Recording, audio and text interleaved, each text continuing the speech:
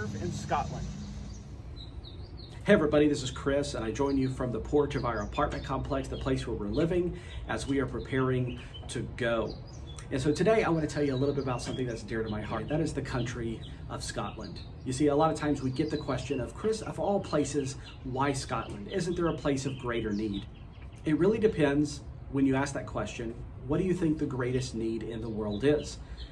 There are physical needs that are great, like feeding the hungry, clothing those who need clothes and shelter, providing clean water. And there are missionaries who go forth and do that. But God has put a specific calling upon our heart, and that is the country of Scotland. You see, the greatest need of the world is for the world to hear the gospel. And you might be thinking, well, Chris, hasn't Scotland heard the gospel? I mean, it is a first world country. They are pretty well off. Well, it is true. It is a first world country. And people, by and large, do have money to live and to breathe and have clean water and have food. But the country is in need spiritually. You see, 150 years ago, we might not have to say that. 150 years ago, great men and women, scholars, came forward from Scotland into the world as missionaries. Great men and women came from Scotland over the past 150 years. Guys like David Livingstone and Eric Liddell and other great Bible scholars and teachers, men and women, went forward into the world preaching the gospel.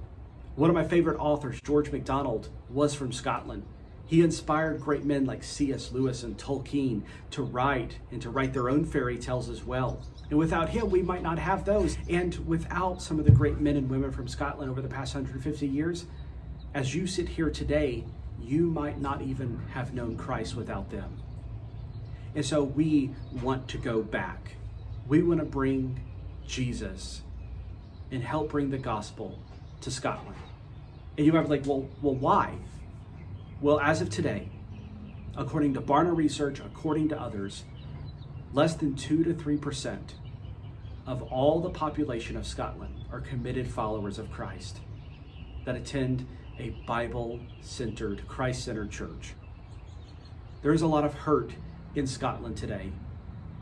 There is a spiritual need in Scotland. The harvest is plentiful, but the workers are few. So today I'm asking you to consider and to pray being a part of the work that we are preparing to do.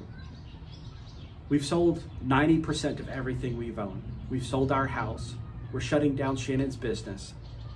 We are taking everything that we've had, we've known, we've had control over, and we are setting it aside.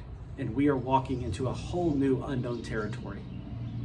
And we want to ask you to pray and consider to be a part of that. Would you consider being a monthly supporter of Clan Stellhorn? Monthly support allows the work to be done.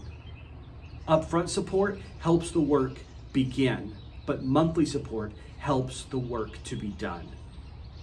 And we'd really like to ask you to pray and consider being a part of the ongoing work that we are preparing to do. Because God willing, Shannon and I hope to do this for the rest of our lives. The need is great. The work is plentiful.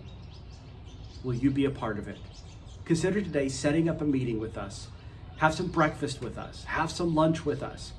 Have it over Zoom, whatever it is, and talk to us about this work that we're preparing to do. Let us share our story with you and then make your decision. Consider that today.